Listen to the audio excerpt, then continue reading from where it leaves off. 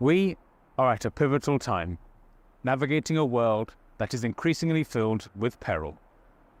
Ongoing conflicts show no sign of abating, divisions are running deeper than ever, and humanity's value for one another seems to be at an all-time low. It is at this time that the Peace Symposium, hosted by the Ahmadiyya Muslim community, serves as a critical platform for hope, understanding, and collaborating towards a future of harmony and peace. This symposium is a beacon of hope, a call to come together. At the heart of these events are the inspirational guidance of Hazrat Mirza Masroor Ahmad, may Allah be his helper, the fifth caliph of the Ahmadiyya Muslim community, who for the past 20 years has spoken of the vital importance of justice, peace, and respect among communities worldwide. His messages, filled with wisdom and foresight, urge us toward a path of empathy and unity, highlighting the gentle power of compassion in preventing the discord that threatens our global family. This symposium, being held at the Bataftu Mosque in London, and its theme for this year, Building a Sustainable Peace, represents more than a meeting of minds. It's a collective commitment towards building bridges, engaging in meaningful dialogue, and to committing to a future where peace is not just an ideal, but a lived reality for all.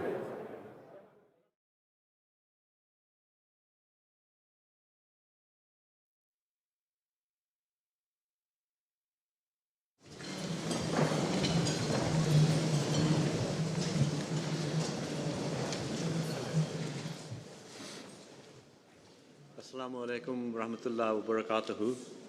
Ladies and gentlemen, welcome to the Baitul Futuh Mosque and to the National Peace Symposium.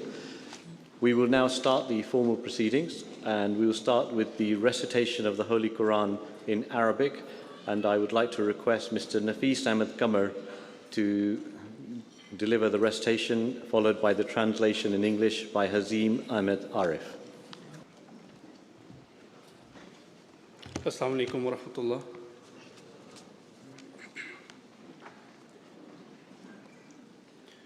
أعوذ بالله من الشيطان الرجيم.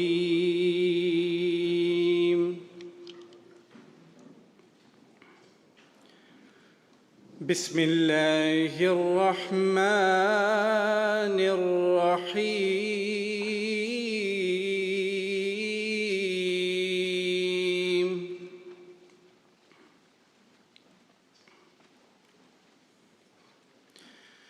يا أيها الذين آمنوا كونوا قوامين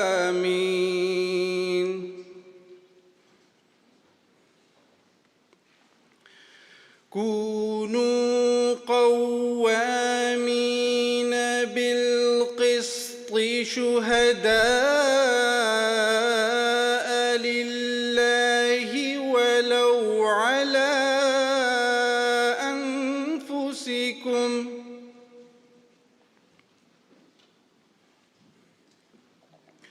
ولو على أنفسكم أو الوالدين والأقربين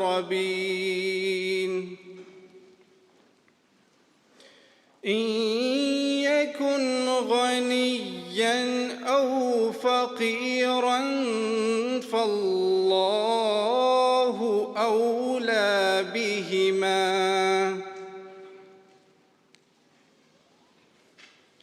فلا تتبعوا الهوى أن تعدلوا وإن تلووا أو تعرضوا فإن الله كان بما تعملون خبيرا.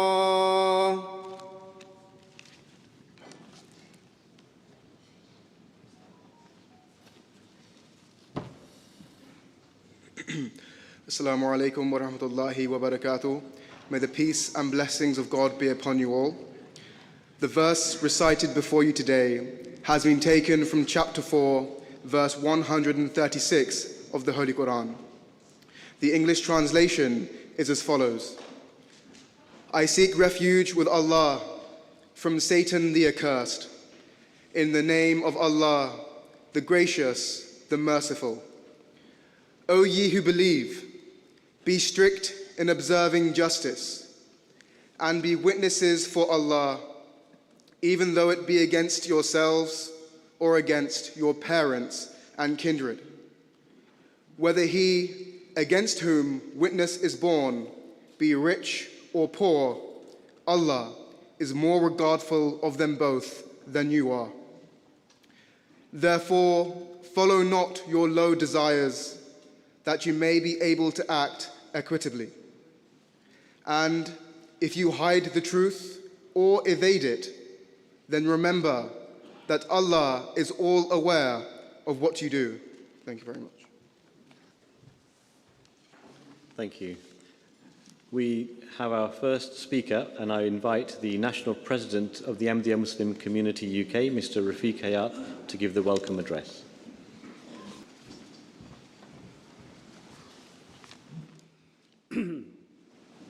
A'udhu billahi minash shaitanir rajim. Bismillahir Rahmanir Rahim. Beloved Hazur, respected guests, ladies and gentlemen, Assalamu alaikum wa rahmatullahi wa barakatuhu. May peace and blessings of Allah be upon you all.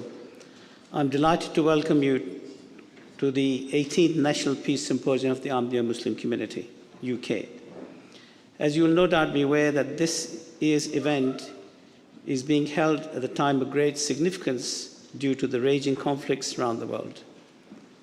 It is deeply distressing that last year's event was held as the Russia-Ukraine war was raging, and sadly, not only is that still the case, but it has been added to by horrific situation in Israel and Palestine. The horrific acts of October the 7th have been compounded by the onslaught of people of Gaza. The conflict has seen nearly 30,000 people killed, mostly women and children. And we are witnessing unbearable scenes on our screens of innocent children being killed by the bombing. We must stop the suffering and have an immediate ceasefire so that the killing stops, hostages are released, and people can get food, water, and medicine to give them a chance of survival. His Holiness has repeatedly warned for the past 2 decades that there's growing risk of national and regional conflicts spreading and engulfing the entire world in a devastating nuclear conflict. We have unfortunately witnessed the risk growing ever more acute, and talk of a third world war is sadly now commonplace. It is now more than ever that the world needs principled leadership for the global peace, and the events today focus on that, to seek how we can build a sustainable peace so that it is not just for today but for the future too. In this regard, we're deeply honored that His Holiness Hazrat Mirza Masroor Ahmad, may Allah be his helper, the 5th Caliph and the worldwide head of the Ahmadiyya Muslim community, is with us this evening. He has consistently raised his voice for peace in parliaments across the world, including the UK, EU, Capitol Hill, and in Holland, New Zealand, as well as numerous other forums.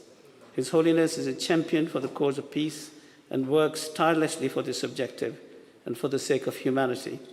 I think we can all agree that in these times there can be no greater objective. So I again thank you all for being with us today, and I pray that in our discourse today we can revitalize our commitment to peace and at all levels and become a true family that respects each other, helps each other, and works together for the cause of peace. Thank you very much.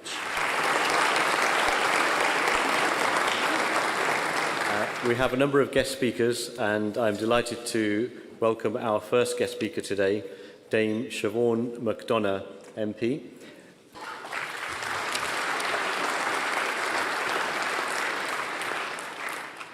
Good evening, everybody. It's a privilege to be with the Ahmadi community this evening. I am honoured to be around so many friends, community leaders, and most importantly, that His Holiness is able to deliver the keynote speech. The themes for tonight's event is building a sustainable peace, and we all know that there is only one place to start, and it is with pain and sadness. The pain and sadness of war that has been going on for far too long. It is now 154 days since the appalling war began, and since that day, the killing has gone on. Flattened cities and refugee camps and hostages in chains. I'm sure you are with me in saying that not a day has gone by without being horrified by the images of war in Gaza. Disease and hunger are rife, with very little aid being allowed to reach those in desperate need. Before the crisis, about 500 trucks a day were getting in, and today the figure is less than 95. The destruction of at least 16 cemeteries add further to the horrors of the attacks in Gaza. I'm no expert in foreign policy, and I'm certainly not the Foreign Secretary, but I can join with everyone here today in saying that we want the agony and the fighting to stop. And what better place to make that plea? The Ahmadi community has been at the forefront of calling for peace since the very start of the conflict. It is His Holiness who urged all world powers to de-escalate and work towards a lasting, peaceful solution. There is no way out of the crisis without the hope that both Palestinians and Israelis have a path to security, justice, and an opportunity in lands that they can call their own. Hamas and Israeli hardliners want to bury a two-state solution, and we need to show that we will not let that happen. Thank you. Our next guest speaker is Jonathan Lord MP.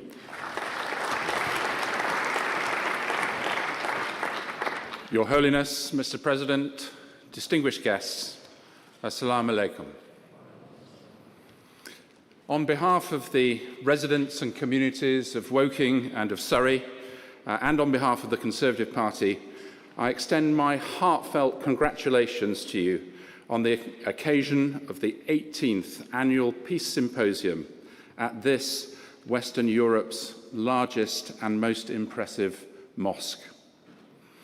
Your commitment to promoting peace, justice, and tolerance across the world is truly commendable. With the recent rise in Islamophobia and anti-Semitism, I want to extend my heartfelt support and solidarity to you during these very challenging times. It also pains me to know that your community continues to face persecution in Pakistan and around the world. In the face of such uncertainties in the international situation, Your Holiness and your community have been true beacons of peace, reminding us of the values that should unite us all: the shared belief in freedom, the right to choose, and the freedom to worship. The Ahmadiyya Muslim community's motto of love for all, hatred for none is truly wonderful, and more needed at this time than at many times in the recent past. And it should resonate with people of all faiths, all religions, and those of none. Thank you. Our next guest speaker is the Right Honourable Sir Ed Davey MP, the leader of the Liberal Democrats Party.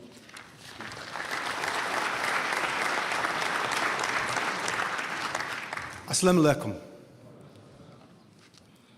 Like many of you, I've had the privilege and honour to attend many other peace symposiums here at the mosque.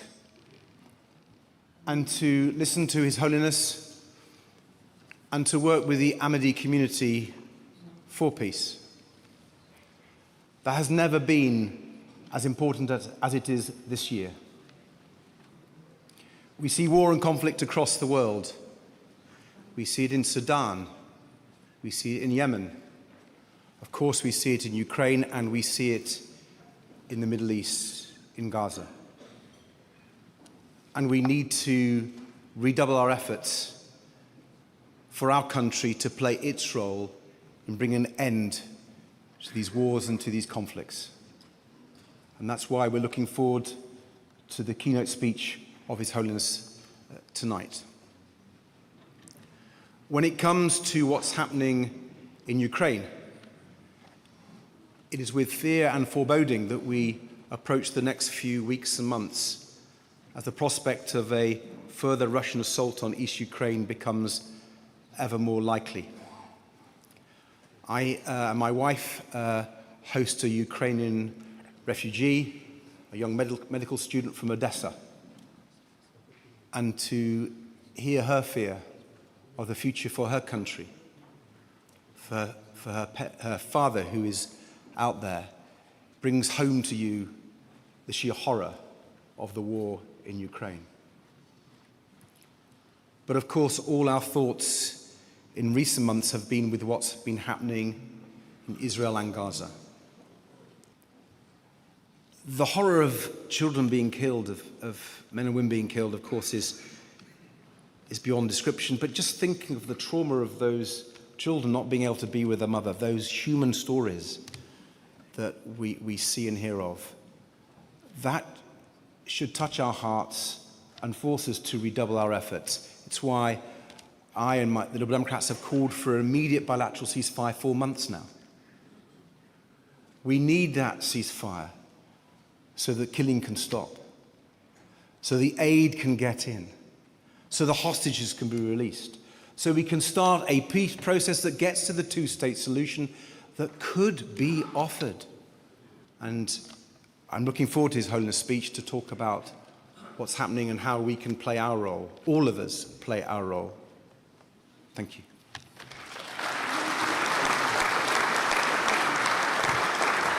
We now come to the presentation of the Peace Prizes, the Ahmadiyya Muslim Prize for the Advancement of Peace, and I invite Mr. Rafiq Hayat to introduce the first recipient. Thank you very much. This year we are presenting 2 awards for 2020, which we were not able to present due to COVID, and the prize for 2023. It gives me great pleasure to share with you the 2020 recipient of the Ahmadiyya Muslim Peace Prize for the Advancement of Peace is Eddie Roach from Ireland.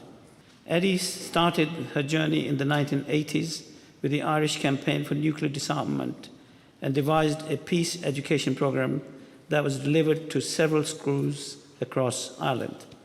In 1990, she became the first Irish woman elected to the board of directors of the International Peace Bureau at the United Nations in Geneva, and in 1997 was a candidate for the presidency of Ireland.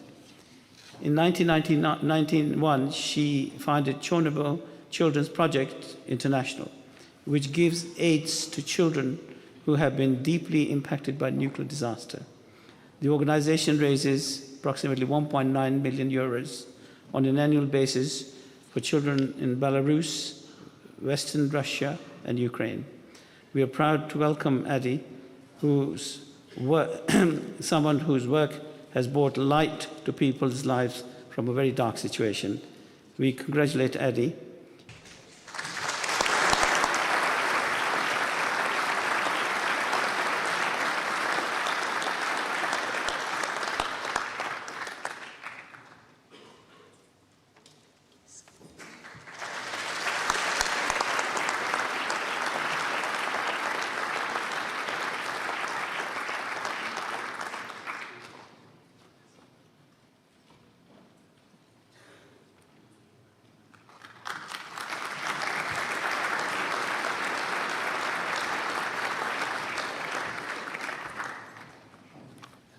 we now invite Adi to say a few words.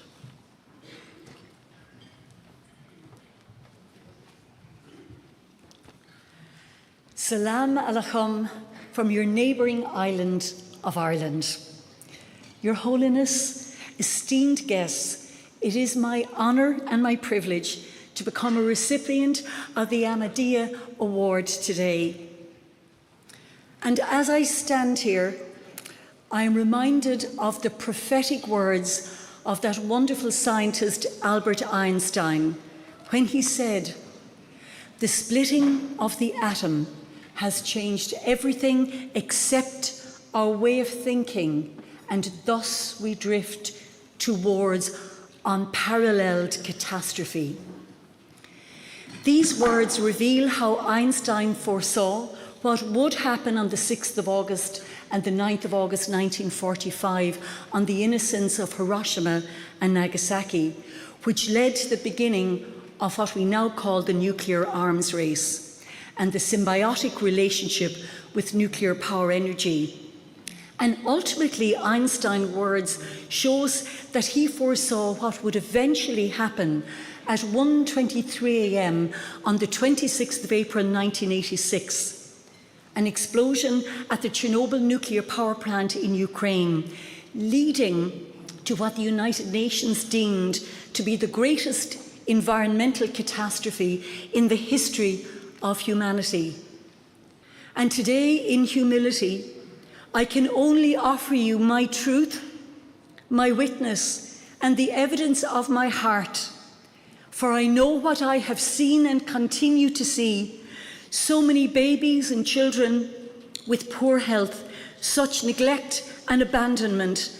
And yet I can see such beauty, such innocence, and such potential that I am challenged to act and to reach out and say, here are my helping hands, and here are our sheltering arms, and here are our loving hearts. For it is a privilege to be invited into the life of a child and to be of some benefit to their scarred and broken bodies. And in many cases, it is intervene to save a child's life. That, my friends, is a rare and special privilege. The power of our humanity is strong, and we can feel it in this room, in this mosque today. Because together, in that spirit of love in action, we can save the world by giving it that transfusion of love and also of hope.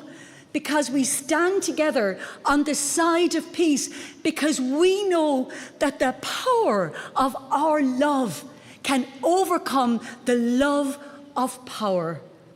Thank you very much. Thank you.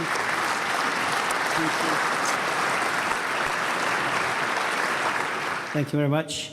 The second presentation this year gives me great pleasure to announce the winner of the 2023 Ahmadiyya Muslim Peace Prize is David Spurtle from the UK. David was a teacher from Hont Church in the UK when he visited Lebanon in 1983 during the Lebanese Civil War and saw first-hand the suffering of children who were in dire need of help. The charity helps by providing shelter, food, education and healthcare for children with mixed or in-home support, where possible, and in family homes where that is only option to give children life chances. Whilst now retired, Mr. Spurtle still has strong links with his charity. The mission and work that was inspired by him continues to grow today at an international level.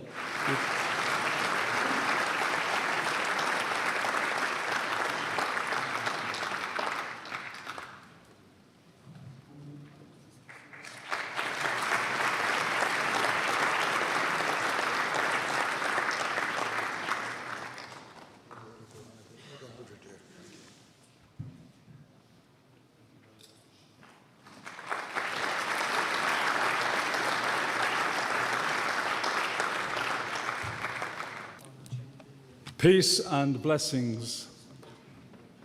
Just to acknowledge His Holiness and all you honoured guests, and to say what a privilege it is to be here this evening.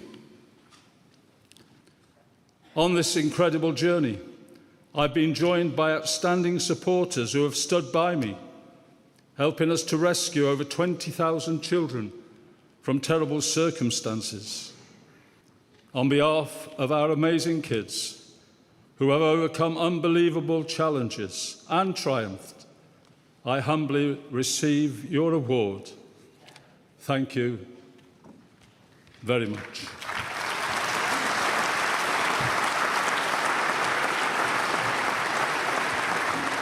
It now gives me great pleasure and honour to invite the keynote speaker, His Holiness Hazrat Mirza Masroor Ahmad, the worldwide head of the Ahmadiyya Muslim community.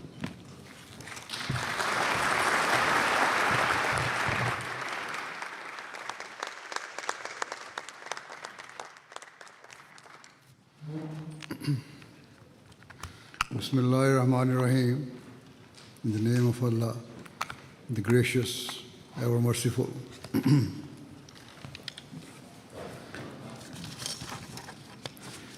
All distinguished guests, Assalamu alaikum wa rahmatullahi wa barakatuh. Peace and blessing of Allah be upon you all.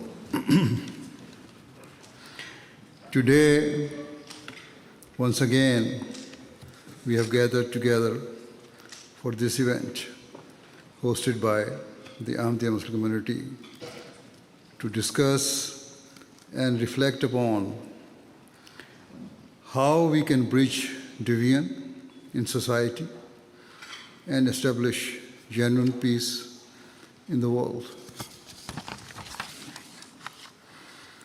For over 2 decades, I have urged governments, politicians, and all people to play their roles in ensuring social cohesion of our individual societies and the wider peace and harmony of the world.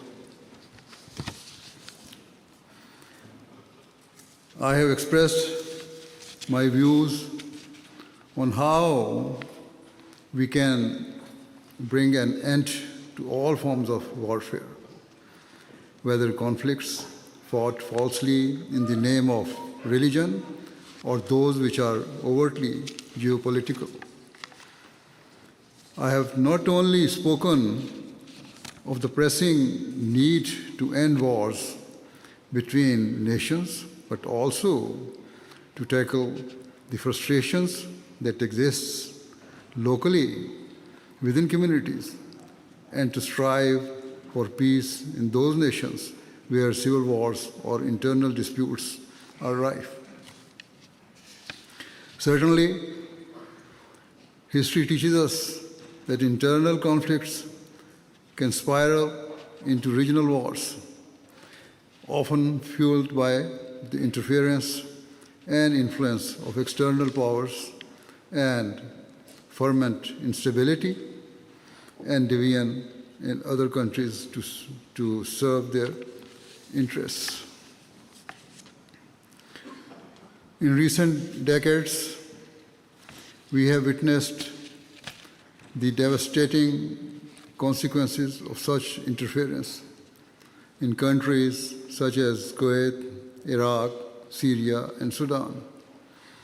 Above all, I have repeatedly warned that the unjust policies of the major powers and the unfair political, legal, and economic systems that have prevailed in much of the world are triggering an ever-rising tide of inequality. In much of the world are triggering an ever-rising tide of inequality, which in turn is fueling global instability and insecurity. Over the years, politicians, intellectuals, or members of the public have invariably agreed with my assertion that we must strive for peace. However, Many also expressed their opinion, either directly or indirectly, that I was wrong to believe that existing conflicts could conceivably escalate into a global war and even trigger the use of nuclear weapons. Many considered this to be unnecessarily pessimistic. For a long time, even those intimately engaged in world affairs, such as politicians, foreign policy journalists, or analysts, did not agree with me, either due to their idealism and a desire to look at the world through rose-tinted glasses, or perhaps due to an incapability to learn lessons from history. They seemingly ignored the widening cracks that have been opening up in recent decades in international relations. Perhaps they simply did not wish to accept the reality of what was staring them in the face. As they say, ignorance is bliss. Yet, today, as wars rage here in Europe, the Middle East, and elsewhere, many of the same people are now raising the alarm, warning of a global war in which nuclear weapons could be used to wreak unimaginable devastation on the world.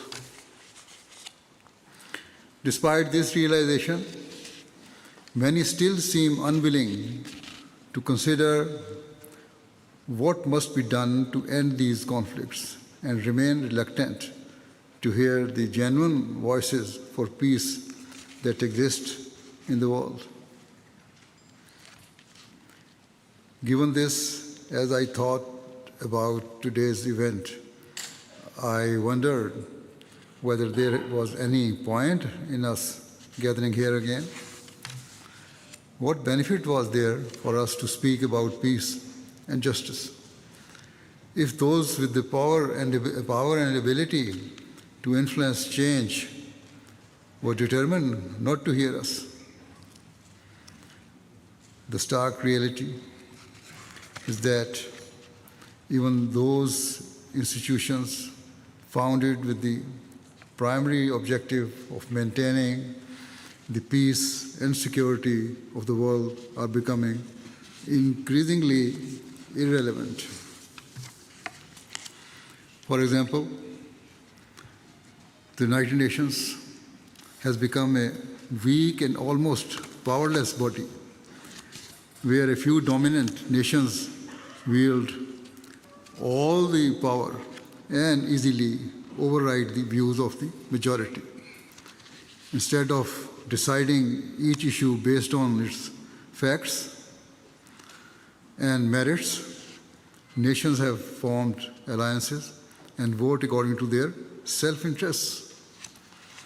Ultimately, critical decisions are made by a few privileged nations in whose hands rests the veto power.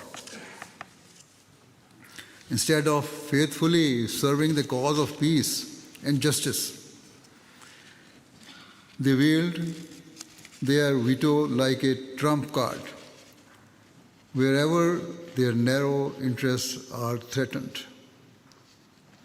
irrespective of whether their decision shatters the peace and prosperity of other nations and leads to the death and destruction of scores of innocent people.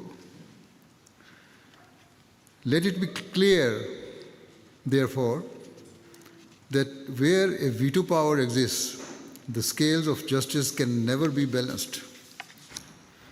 Nonetheless, despite these reservations, I realized that I must use this opportunity to speak because Islam teaches Muslims never to waver in the pursuit of peace.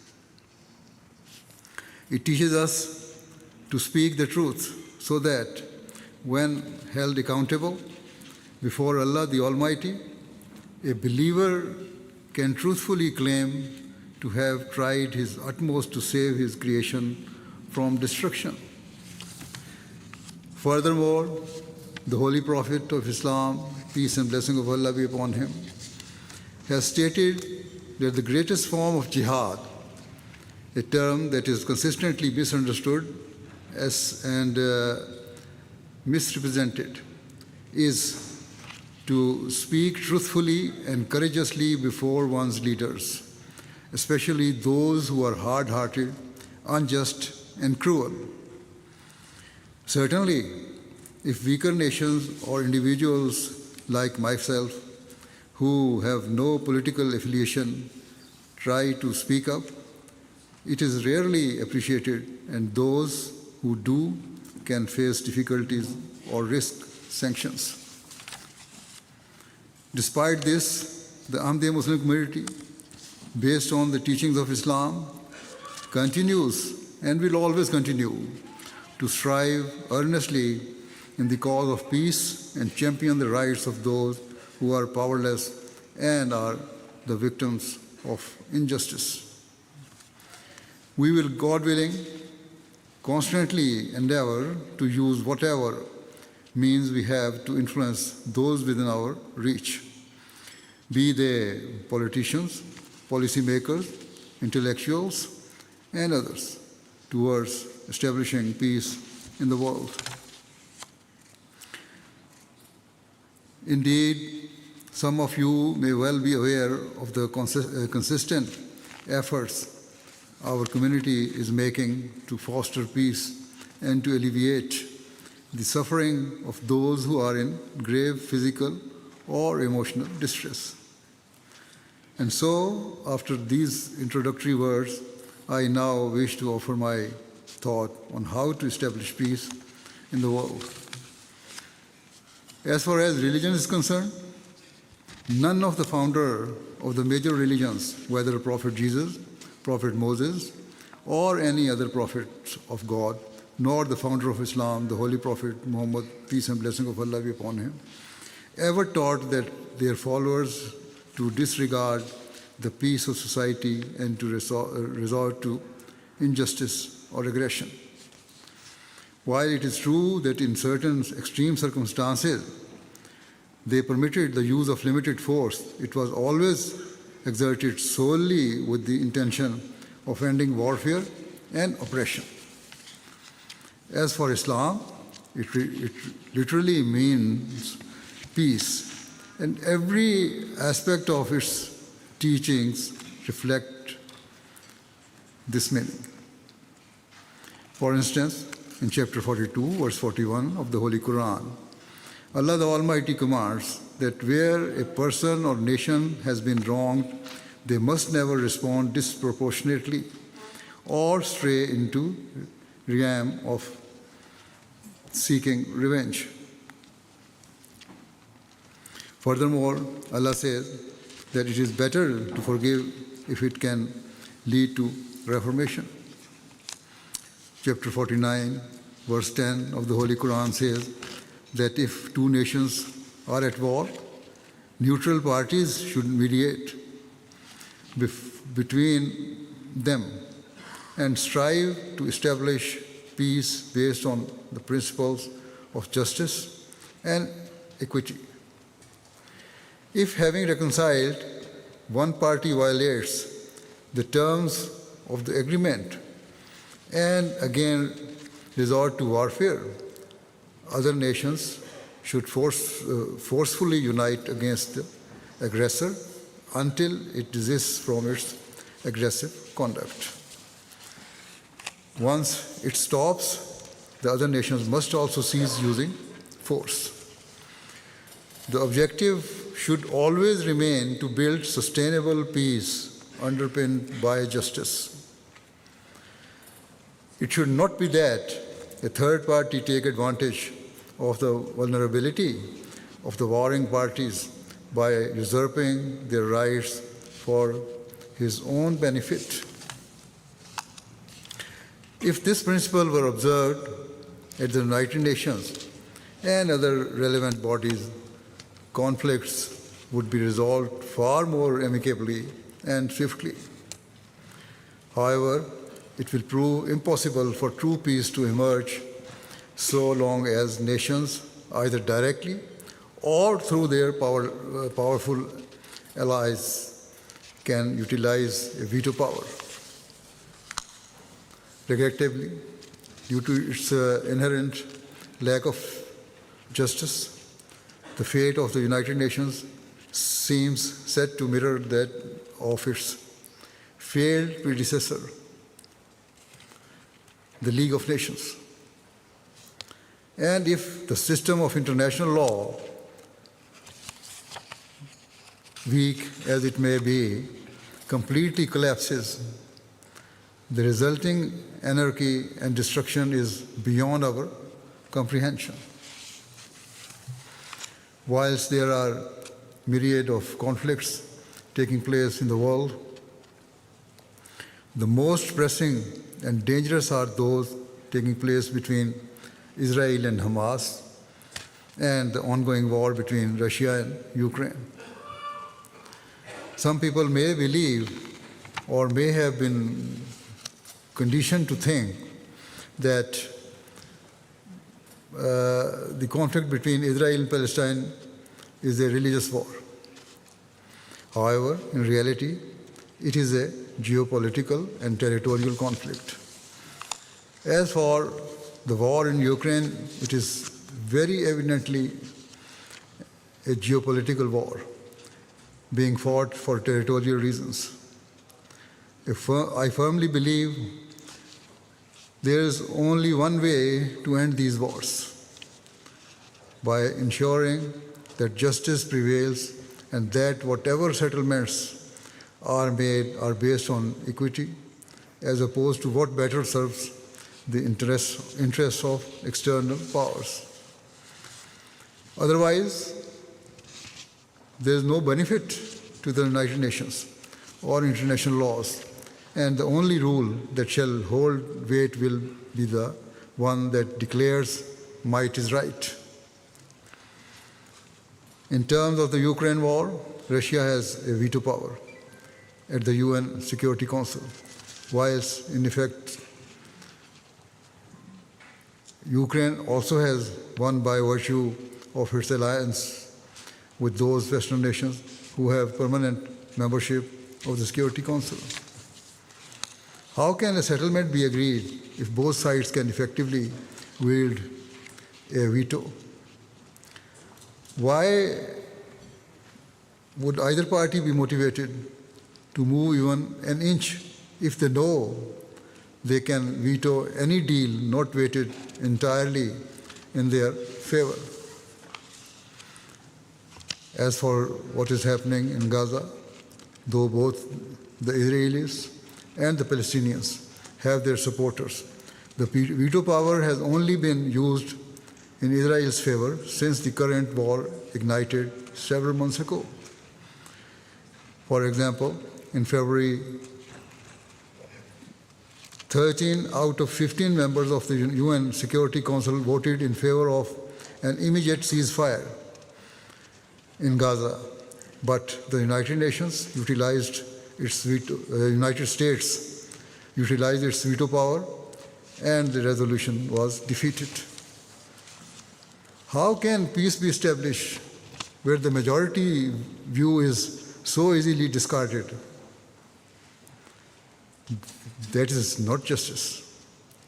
Instead, it is a rejection of democracy and principle of equality. Contrary to these man-made laws, Islam's teachings emphasize justice to such a degree that chapter 5, verse 9 of the Holy Quran states that the enmity of any nation or people must never incite one to deviate from the path of justice and fairness. Manifesting such integrity is nearer to righteousness. Even non-religious people will surely recognize the wisdom and benefit of adopting this preeminent standard of justice. At the same time, you may wonder why, if Islam's teachings are as I am describing, is it often alleged that Islam is an extremist religion. Indeed, this debate has come to the surface again in recent days due to inflammatory and misguided comments by certain politicians.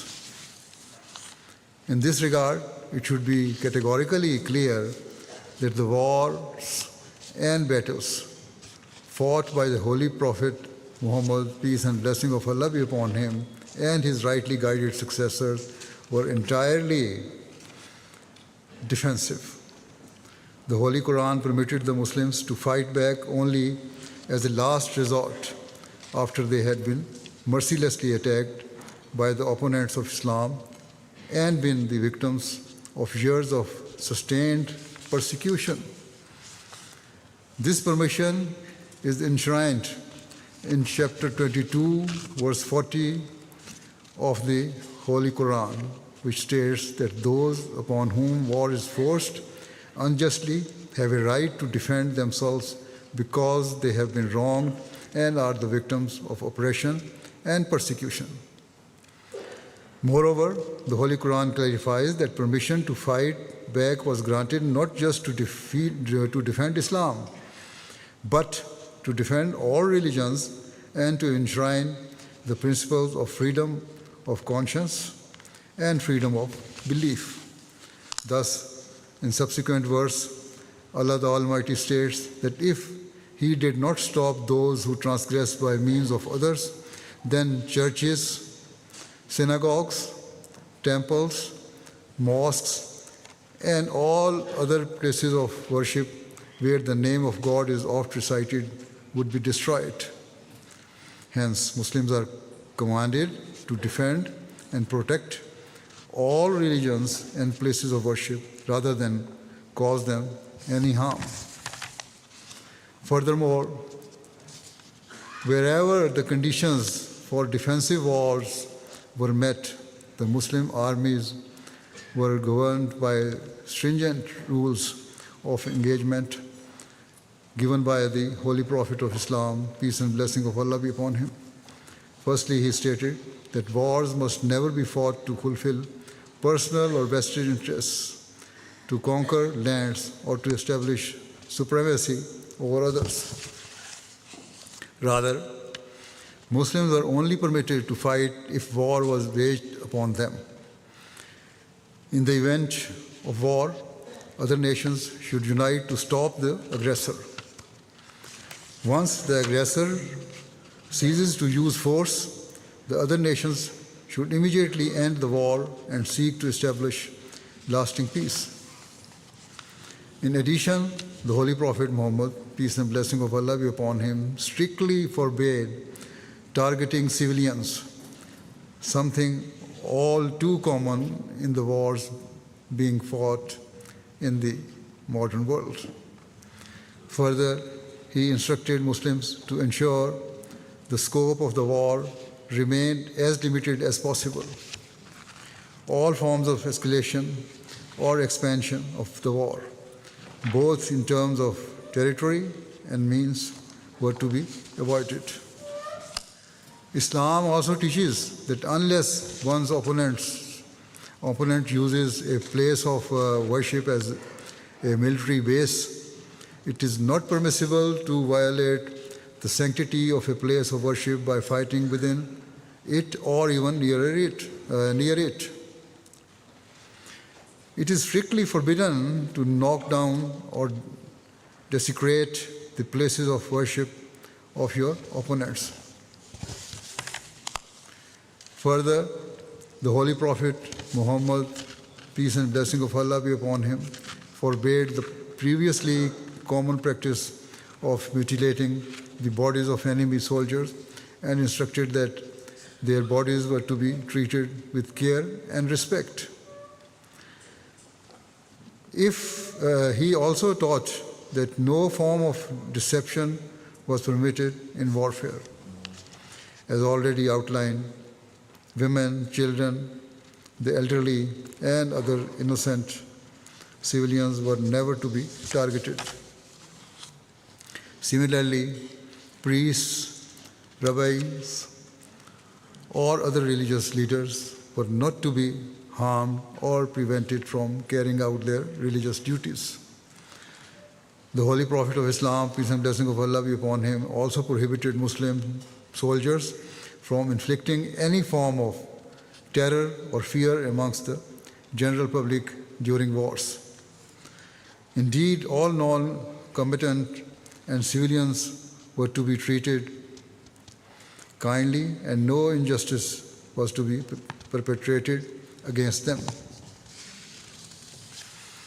Furthermore, he instructed that Muslim armies should not make bases or camps in towns or areas where they would cause anxiety or discomfort to ordinary civilians. He stated that during battle, soldiers should not strike their opponents in the face and should cause them the least possible harm and distress. If prisoners of war were caught, they were not to be separated from their relatives if they too were imprisoned. Additionally, every effort was to be made to make prisoners of war comfortable to the extent that their comfort and needs were to be prioritized over those of the captor. If a Muslim was guilty of any form of cruelty or harshness towards a prisoner of war, they were to release him immediately to make amends. Another instruction of the Holy Prophet Muhammad, peace and blessing of Allah be upon him, was that the representatives or emissaries or other nations should be held in high esteem, of other nations should be held in high esteem, and any mistakes or discourtesies on their part ought to be ignored in the interest of peace and harmony. And so these are the basic Islamic rules of war, and the Holy Prophet, peace and blessing of Allah be upon him, said that if a Muslim violated these principles, it demonstrated that they were not fighting for justice. Instead, they were fighting to inflict cruelty and out of self-interest. Without a doubt, every Muslim nation and government must abide by these Islamic teachings. Setting aside religion, I also believe if non-Muslim nations adopted these principles, then even if wars occurred, they would not lead to such deep-rooted enmities forming that remained embedded generation after generation. So all nations involved in warfare, be they Western nations, those who harbor enmity for the Islamic world, or Muslim countries, should recognize that peace can only be established if they act upon these principles of warfare and conflict resolution. Otherwise, we lie at the precipice of a catastrophic global war that will undoubtedly lead to such immense levels of destruction and carnage that lie far beyond our imagination. As I said earlier, many people are now reaching the same conclusion. For example, Professor Jeffrey Sachs, a highly respected economist from Columbia University, writes, "The world is on the edge of nuclear catastrophe, in no small part because of the failure of Western political leaders to be forthright about the causes of the escalating global conflicts." He continues, "The relentless Western narrative that the West is noble while Russia and China are evil is simple-minded and extraordinarily dangerous. It is an attempt to manipulate public opinion, not to deal with very real and pressing diplomacy. Professor Sachs continues, above all, at this time of extreme danger, European leaders should pursue the true source of European security, not US hegemony, but European security arrangements that respect the legitimate security interests of all European nations, certainly including Ukraine, but also including Russia, which continues to resist NATO enlargements into the Black Sea. At this stage, diplomacy, not military escalation, is the true path to European and global security. Furthermore, much has been written or spoken about the ongoing war between Israel and Hamas and the grave humanitarian situation in Gaza that worsens by the day. For example, during a recent interview, US Senator Bernie Sanders, who himself is Jewish, strongly condemned the actions of the Israeli government. He said, what Netanyahu and his right-wing government are doing right now to the people of Palestine, of Gaza, is indescribable and unspeakable. I mean, we are looking at 25 to 26,000 people who have been killed already. This was the figure when he wrote this or he interviewed. Now this figure has gone beyond this number. 2/3 of whom are women and children. 65,000 people have been wounded. We are looking at 70% of the housing units in Gaza have been damaged or destroyed. You are looking at 1.8 million people pushed out of their homes. God knows where they are going. Senator Sanders continued by saying, right now, and I hope everybody hears this, you are looking at the possibility of hundreds of thousands of children starving to death. And we in the United States, through our financial support of Israel, are complicit in what is happening.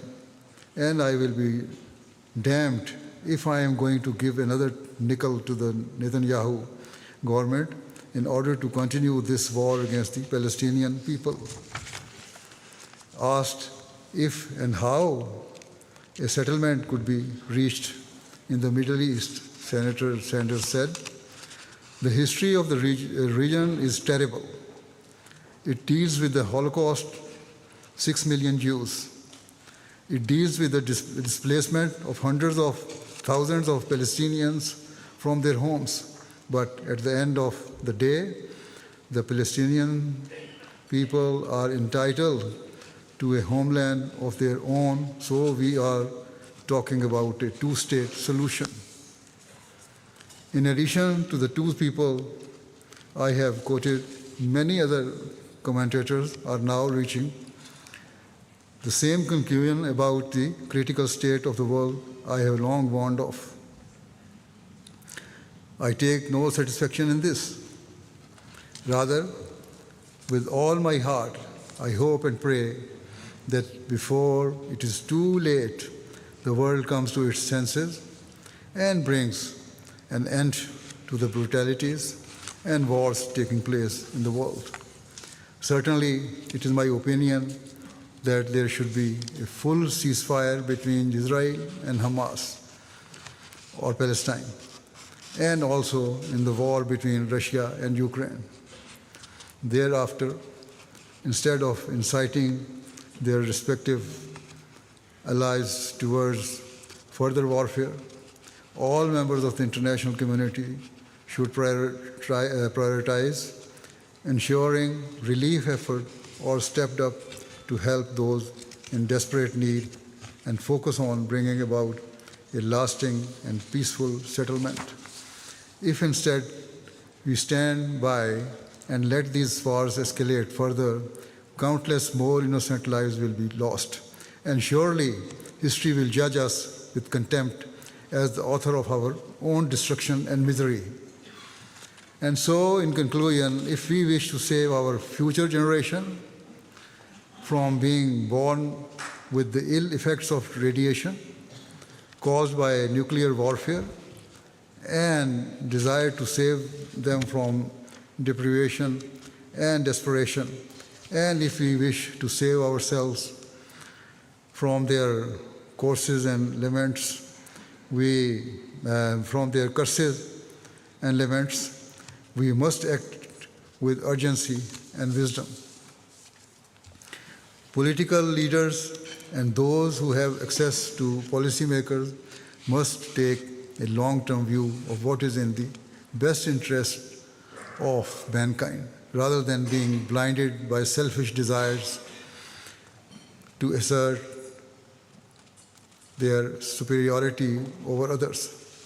We must all come together, setting aside national, political, and other vested interests for the greater good of humanity, and to ensure that we leave behind a prosperous world for our future generations.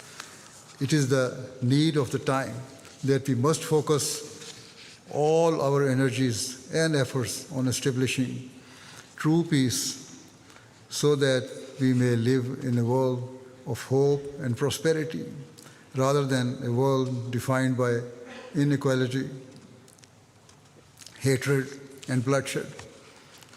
With these words, I sincerely thank all of our guests for joining us this evening and listening to what I had to say. I apologize for speaking at length, but I felt it necessary to do so given the precarious state of the world. Thank you, and once again, I express my sincere appreciation to you all. Thank you very much.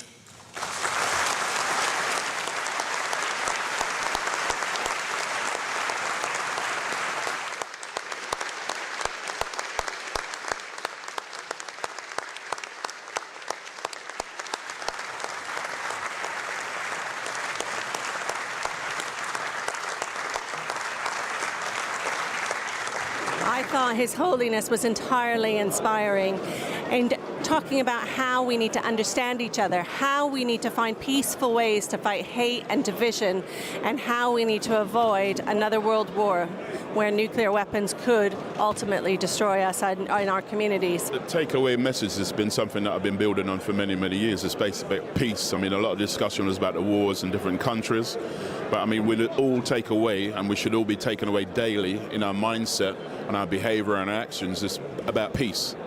You know, you're my brother, you're my sisters, we should be taking care of each other. And I think every human being should have that element of peace in their mind, that they're actively working towards peace. I think one of the things he spoke about was complacency from a lot of political leaders over the years, and the failure to deal with conflicts before they reach this stage of conflict where we have full-scale war. And I think we need to be very watchful of that within our communities, but also within each stage of a territorial invasion. We need to watch that carefully and see if we can go down diplomatic routes sooner than we are, because it feels like, in a way, that the two conflicts in the last couple of years that are as big as Ukraine and Israel and Gaza have caught us by surprise, but they really shouldn't have. The signs were there for a long, long time. And we're seeing signs even within our own communities now with Islamophobia and anti-Semitism. These are things that we need to contain and deal with in a peaceful manner much, much sooner. Our international human rights law is failing us. But that's the message I got from his speech, that we're not doing enough as a global international community. And I hope that, being a lawyer myself, I can contribute to changing that. I think for me what really stood out is the diversity of faith in the room, and seeing the leader of the Ahmadiyya Muslim community give an award to a Christian leader who's leading a Christian organisation for Christian charitable work. To see that level of interfaith and that level of love between the communities was really inspirational. You know, especially at this time, it was raised by numerous of the speakers. The place we're in now with war abroad, but also the level of hate here amongst communities is incredibly distressing for everyone. So to see the demonstrations here of interfaith and love is truly inspirational. Events such as these have an impact in the way they're able to bring people together from across different nations, and it enables conversation to happen in ways that doesn't happen in our day-to-day life. And I think it's very important that also we get to know each other, because only by knowing each other we also lose prejudgments and also the fears. I'm very pleased to have been invited here tonight and to very much support His Holiness and everything he had to say in his speech. I thought that His Holiness's address was extremely powerful. It was really a tour de force of all the challenges that we're facing across the world in areas of conflict. You know, in essence, I'm sure we all support his aims, and I think the wonderful thing about him is that he is about peace. He's not a politician, and he will go on and on and on. I thought it was very measured, very detailed.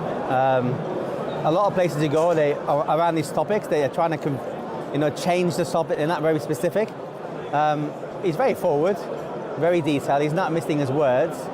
Peaceful, but was very clear. He wasn't saying watering things down, which I think is important. I felt very emotional because he is the only leader that I know or that I've come across that actually speaks it as it is. He speaks about the dangers of if we ignore the progression towards making war and more of a nuclear exchange, we ignore it at our peril. And the whole of civilization will pay the ultimate price. And I believe His Holiness has foreseen this in the last number of years. And I think people now are beginning to listen with a new set of ears, because they understand that actually his vision of what, unless we bring about peace. So I just love the whole idea of a community being absolutely knitted together with one sole purpose, and that is the creation of world peace. I think the message tonight was very important, because especially in today's context, the geopolitical context, it's very important that we have people who advocate for peace. I've always said that it is just two words I have to describe the Ahmadiyya Muslim community, and it's discipline and courtesy. With all the speeches tonight, I felt them very inspirational. They've resonated an awful lot with me. And I wish more people could actually hear these type of addresses, because I'd like to think that they'd resonate more with the general public, and perhaps we could start changing people's opinion and how we treat each other.